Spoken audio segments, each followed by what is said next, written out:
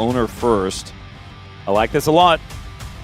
And Pantheon is sort of the last tier 1 jungler that we do have left up and available. I think that Owner could get on something like a Wukong. There is the option of going towards a Trundle, perhaps. Is it? But I don't Maokai? like Trundle in this draft. Maokai for Owner to try to set up I like that, the team fights, try to keep HANWHA Esports at arm's length. I don't like the Maokai that much for this draft, but it is a strong pick that I'd prefer to the Trundle, for example, given what we see here. Or does he have something else in mind entirely? What about Kha'Zix?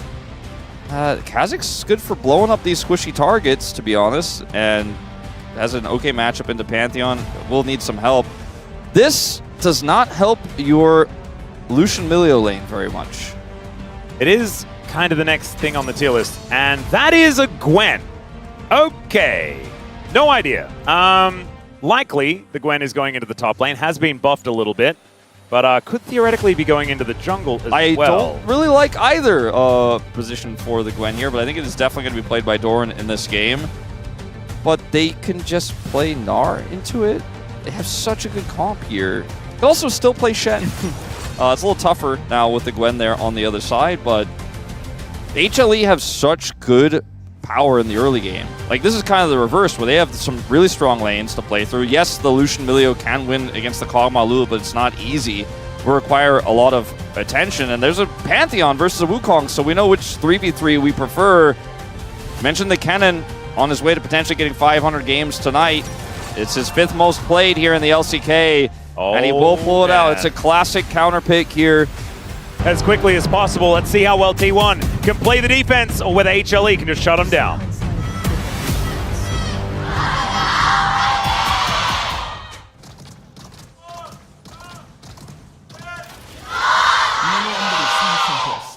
All right, here we are, ladies and gentlemen.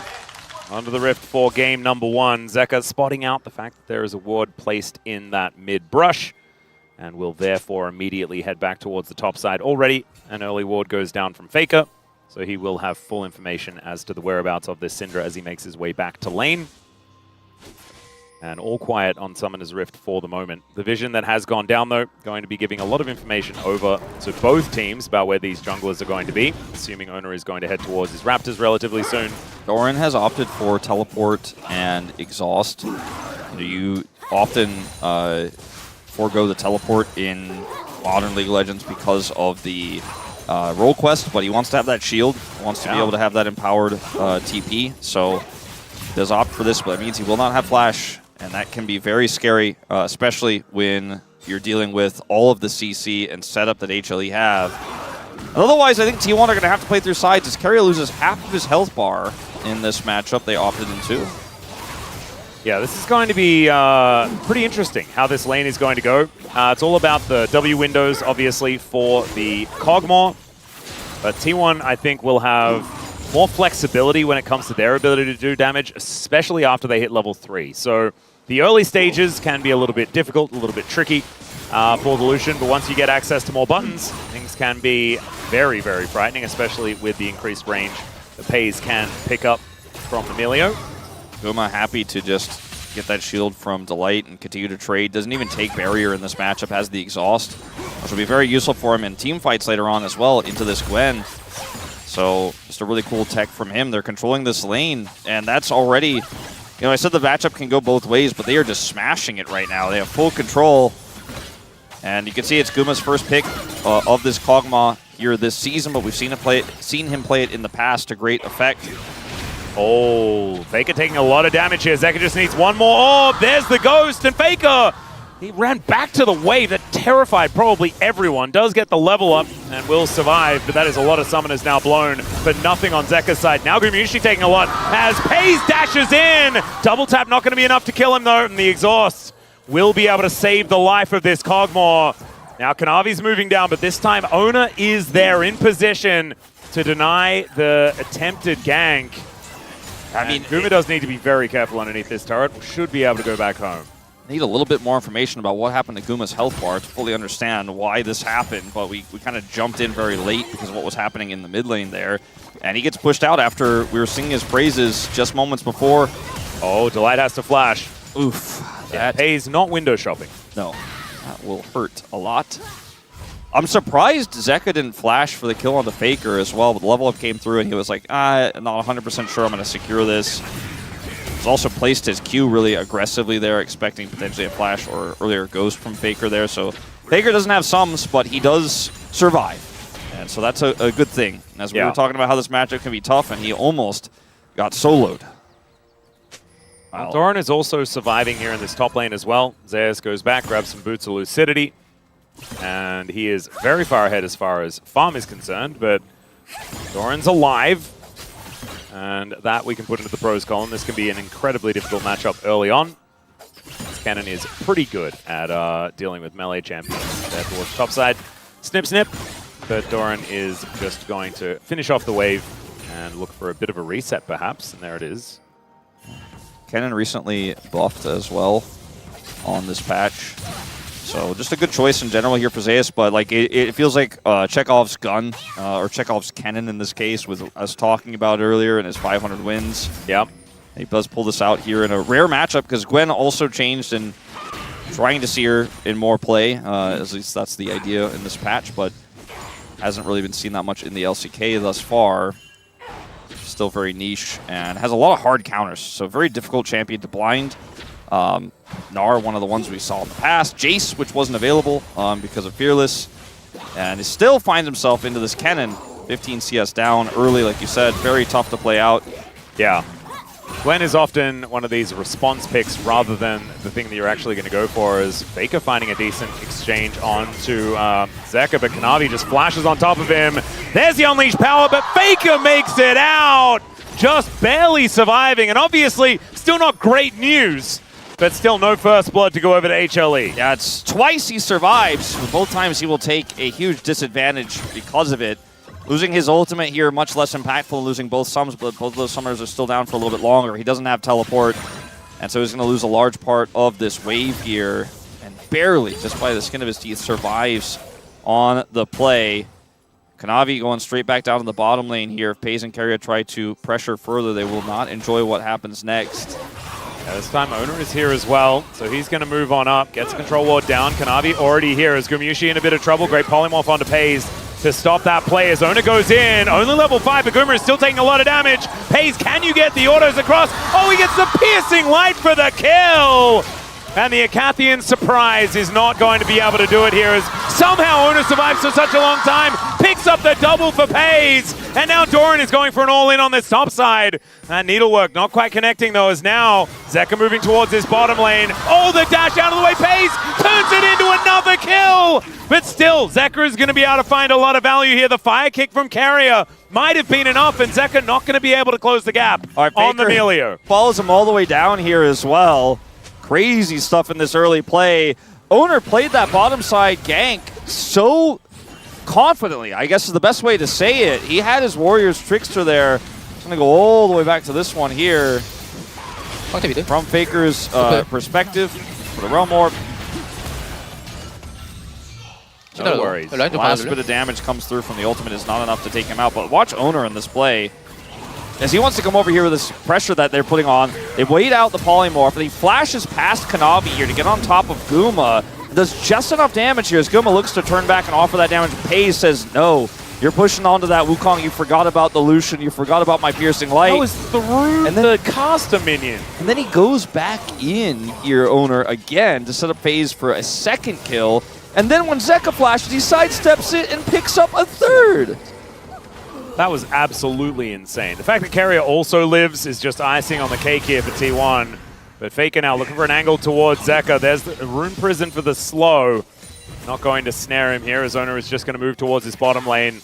Take away some Raptors. This game is still very close, and the only lead here for T1 is on the Lucian, but sometimes that's enough when it's Paze who's piloting it. We talked about, well, I really specifically mentioned several times, I don't think we'll ever see Lucian go through draft. And then he did. I don't think it should. And it's potentially a problem here. There are still a lot of issues here. The top side isn't fixed for T1 just yet, although those Merc Treads are going to help a lot. Faker was able to impact that bottom side play as Paze is going in again. Yeah, looking for another angle. There is the polymorph as the culling is going to be the response. As soon as that ability goes on cooldown, you can feel free to press R. And that's exactly what Paze does. But Kuma has been farming very well. 73 CS to the 70 of FaZe. And so T1 still do need to be careful of this Kog'Maw and what he's going to be capable of. No mana here for FaZe. Will decide to back off of this play. Used everything to try to get a larger advantage there. It doesn't really amount to too much. Guma actually takes a farm lead after catching that wave. No exhaust here for Doran. And Zeus does have Ignite and his ult, so very scary moment. Yeah, there is the Ignite immediately as Pantheon turns up as well. Stun onto Doran, and Gwen is not immune, ladies and gentlemen. And Faker has Realm Warp, but it's just not the same sort of impact. He can't save this play. There's no way he can react. They're the ones who are pushing the tempo. They're the ones who are leading the charge on that top side play, and the observers knew it, we knew it. Doran just couldn't realize that the engage range of that Pantheon was long enough to where he couldn't be anywhere near that cannon. Zeus didn't even have to flash for the play. And now, T1, they do get themselves the dragon in the cross map. And Doran does have teleport to bring him back towards his top lane, but this cannon is going to become a massive problem here in this game. And it's the AP variant. You know, it's very, very high damage when we get to the mid game. As Owner is once again trying to set up for a dive. Oh dear, teleport is going to come through from Zeka to bring him towards his bottom lane. And so that will mean an end to that play. No dive to come on through. But getting that teleport out of Zeka, moving him out of this mid lane, is still going to be good here for T1. Yeah, I mean, they are able to force the TP. Faker stays. You could see Faker was considering a Realm Warp to follow on the play, but he realizes, I'm Rise, they've got Scatter. This is probably just too risky with the Wukong trying to Cyclone and all that. Zeus comes in here and is able to get Doran with a tip of his ultimate. Why? Because Doran doesn't have Flash. He doesn't have to flash to follow or anything like that. Doesn't have to expend any summoners. It's the Kanavi follow-up there with the stun and the Ignite that he ticked at the very beginning of that play. That's enough damage to take Doran out without expending any summoners. Kanavi and Zeus walk away from that kill there with both up. So yes, Faker got a little bit of reprieve in the mid lane with that TP coming through from Zeka, but he hasn't picked up an advantage yet. This cannon is still a problem. We have to wonder, will this Lucian, with all the peel tools here, and the wild growth available, is this lead enough to get T1 into a third game? Well, that is the whole point of this composition from T1, is allow FaZe to just put the team on his back, carry this one through. And it's not quite the mid-game just yet, but he is still behind a few creeps here in this lane. Does hit that first item spike first because of all those kills. As Doran not able to find the snip onto Zeus, and he's just peppering him with all this damage. It looks like it is going to be a dash cannon first here for Zeus. And that means that the lack of flash is going to be even more pronounced from Doran. Yeah, Owner wanted to look for a flash cyclone there, but he had to be so far away because of the vision in the river to look for it. And Zeus just kind of slowly pushes up, scouts him out. So he just ended up wasting a little bit of time there, but nothing too crazy. Yep. He's still dashing forward as Gumiishi presses W. It's going to be a lot of damage onto Keria. And there is a Pantheon waiting. Polymorph and the exhaust now down onto FaZe. Guma in trouble, but Owner is here at exactly the right time. Finds a Cyclone onto Kanavi. Gets the Aegis out and now teleport in from Zeus. He's looking for an angle and tries to get on top of FaZe. He finds him. Picks up the double with the help of the living artillery. Scatter the Weed comes down. Owner is dead. Zeus to stay alive, and Faker tries to grieve for the play, and it's just more food for the HANWHA Live Esports war machine. Now, with the exception of that last play there from Faker, I'm watching that play looking like those HANWHA fans in the picture. That was sick. 1,500 kills for Zeus. And he might not be getting his 500th game if this game continues anything like what we have seen already. Guma picks up his Rage Blade off the back here, and all T1 get is a plate for Doran on the cross. As this is a flanking Pantheon, and they're still so confident with this Wukong here. They can force this play. Guma goes low, but he's not even really the main factor in this play. And they're like, no, we win this, we've got the advantage. Then they get outplayed massively here. Watch this wild growth setup, and then Kennen shows up. He has TP advantage. Doran can't follow. He's got massive damage here, even without his first item. And then the peel from Zeka to get him out, and then Faker triples down and dies as well. Man, that was so beautiful from Zeus. Goes in, makes the big play, and then baits them till the very end to make sure that everyone dies. They're all on the same page. The wild growth onto Kanavi to buy that space so Zeus can get in on the TP flank. It's just a well-oiled tank here. HLE rolling over 3,000 T1. gold now, Wolf, for 13 minutes. And that lead for Pays is still there, but it's so much smaller than it was. And Gumayushi just needs a couple of items in this this Cogmore is well and truly online. Rage Blade going to be the first one that is now completed.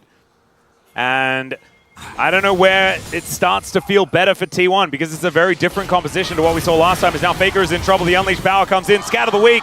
Should be enough space for Kanavi to come on over and get the stun. And Faker was running the wrong direction anyway, so it's another freebie here for HLE. They didn't ban the Pantheon. They let it through. And I think they are regretting that choice now. Kanavi's just having such an incredibly good day Just here today. year, month, whatever this period you want to choose. yeah. He's pretty insane. 3-1 and 5, so 100% kill contribution here as well. And now we're looking for Dragon number 2. T1 could make it double Dragon. And they're looking for Zeka, actually. He is going to be able to teleport away, though. I don't think that, not going to be able to see him. And actually teleported about 2.5 meters. That's all he needed enough to to do. get into safety. It's not going to waste any time, and he can still compete for Prio on this Dragon. They're pushing mid. There's no answer. T1 are losing everywhere right now. Yeah, Faker is now back in that mid lane, though. So it might be an honest fight, but Owner is already on this Drake. Pays is going to move on over, and Carrier is there for the support. Zeka shows up, and you can see Zeus roaming from that top side. No teleport available. Doran does have his, and now that is going to be used to bring him towards this fight. For a little bit of time, it might be a 4v5, but Zeus is getting here very, very quickly. That is going to be the secure for T1, but the scatter from Zeka is so good. Owner trying to get himself out with that Warrior Trickster, and now Faker in a lot of trouble. The Slicing Maelstrom comes in, and the Polymorph is there as well. Carrier might be able to keep him alive. Scatter doesn't actually get the stun, and the GOAT will live. I mean, Zeka was so close to his ultimate throughout that fight. Just a few seconds away there of killing Faker, and they're so fortunate he didn't have it, or this could have been a very costly Dragon take. I would say it was not costless, but at least they were able to escape with their lives here. As Faker's looking for a flank play here as this has happened. They want to close the door here and push in with Doran, but HLE's disengage is so clean. And now Faker's isolated. Zeus gets on top of him here, doesn't have flash, but still is able to do so much damage. Watch this scatter as well here, but Faker is able to walk it off. There's no ult for that Syndra, so he does escape with his life. They have double Dragon, it's a very late one, into Mountain Soul, so there's a world where if they could stack those up, maybe it could give them a little bit of extra longevity in this game, but right now I just don't see it, especially with HLE walking out of that fight and now moving directly to Herald Prio, which will open up the map further. There's only one plate left on that mid turret. Yeah, it's likely they can get over and siege that one out, especially with the Bioarcane Barrage here from the Cogmore. Extending that range. Zeus just goes in, looking for another angle, and there is no ulti for Carrier. He's dead, so's Pays. And yeah, that turret's gonna die. Zeus is just like, I have flash up. You can't be anywhere that isn't underneath the turret, and even that's not safe. Oh, good mist to be put down here by Doran. Zeka not quite able to kill him, but still Getting take closer. a lot of damage. And I mean, they're just dropping the Herald to kill him. Kanavi's gonna have his stun ready. Oh no, Doran could just be dead here. I think he is. Straight up, the Aegis comes down. Q is going to miss. He should have another one of those though, and he just doesn't have flash, so there's just no way out.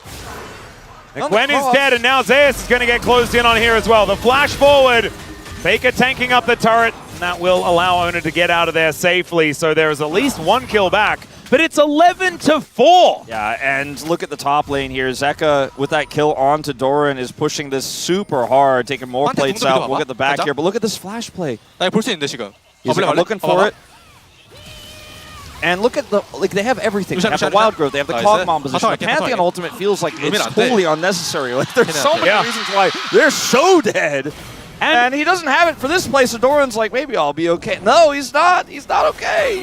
He has to leave the turret, and he's going to lose his life anyways. Leaves just too late. And also, Kanavi remains on 100%, so he is 11 out of 11 this game. Being able to drop into the mid lane and then immediately go top, get that kill onto Doran. Efficient use of jungle at times so far for Kanavi here in this game. Faker has the turret aggro here, so he can just kind of walk it off, and there's no way to hold Owner there under turret. All right, Kanavi going to look for another one here, as at least Carrier is there for the disengage. Gumayushi moves over with that Void Ooze. And it looks like T1 are going to be able to successfully make their way out, but this game is just all HLE. it's going to be so hard for T1 to make any sort of move back in. The gold lead is only extended. Look at Faker's items right now, or the lack thereof. It's 2 stacks of Rod. Doesn't have his second item yet. Is a level behind right now, so he's really going to need that Rod of Ages to complete, but it'll take 8 minutes before it does. Thinking about Actualizer and late game scaling, that is just off the cards, and oh dear, just die here. Yeah, this is the problematic part. Scatter is not going to connect. Living Artillery does, but he is still able to walk it off. He's off the map, and this is a huge push. Like, they don't have a side laning Gwen because Doran is 0 and 2.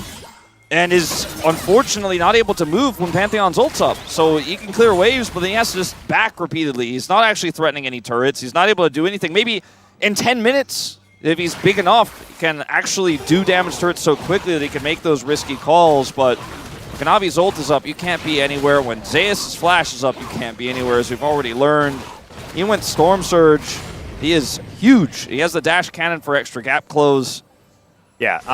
He has the highest damage in the game. Zeus is a very big boy. Kanavi has the most gold in the game, which is pretty impressive. Gumayushi pretty close behind him there as well with that quest that he has. Feels like cheating just a little bit here, but the Kog'Maw being this relevant is just terrifying as well. Navori now online, doesn't have to worry about these cooldowns, and that is exactly what Kog'Maws most of the time worry about.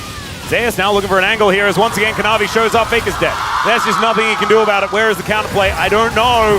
As Pays goes in and then goes out via the Death Chamber.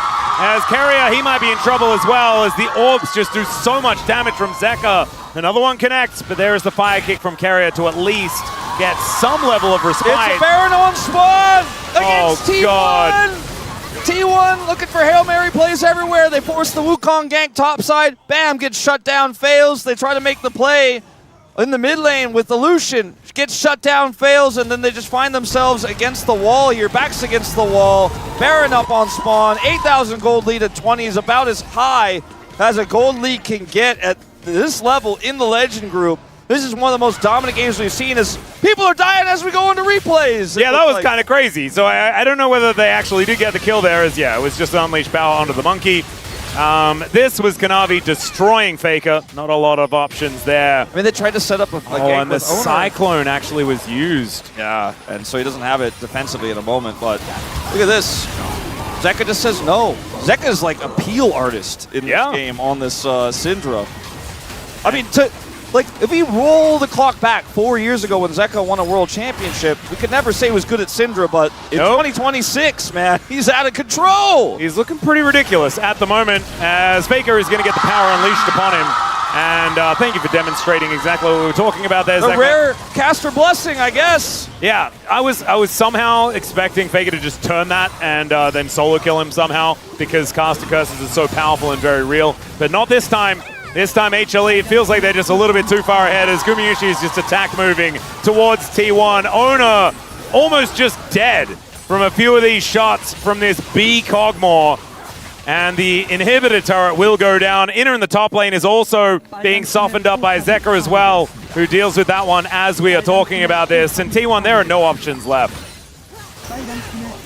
Push in the top lane now. Baron buff minions still here for a minute and a half. They need so much more time than what they've got. All right, Hail Mary play. Faker dives on in and takes the Death Realm exit. Pays is in trouble here as well, slicing Maelstrom. Pays actually survives for quite some time. And there is the Cyclone to interrupt at the same time as Zeus is going to fall. Doran's also dead. It is still a 1-5, but the fire kick onto Kanavi is so good. Pays still trying to dance around this fight, but he will eventually go down. Kanavi gets another one. That's one going over to Zeka, and it was a valiant attempt, but it's still going to be the ace, and HLE will close out this series in 2-0 fashion. Utter dominance on the eve of the playoffs. Showing that they are by far the deserving team here.